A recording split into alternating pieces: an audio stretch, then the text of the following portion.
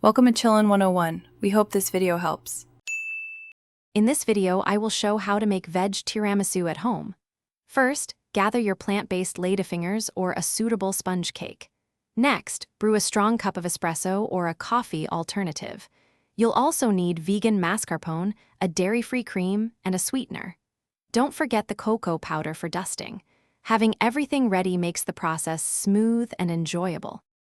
Now, let's create that luscious vegan mascarpone cream. Gently fold together your vegan cream cheese and dairy-free whipped cream. Incorporate powdered sugar and a touch of vanilla extract for flavor. Whisk everything until it's beautifully light and airy. Once combined, chill the cream for at least 30 minutes. This helps it set perfectly for layering. Time to assemble our delicious tiramisu.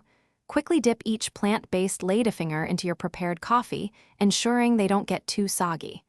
Arrange a single layer of these coffee-soaked ladyfingers in your serving dish.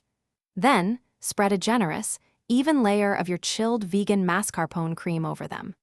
Repeat these layers, finishing with a smooth top layer of cream.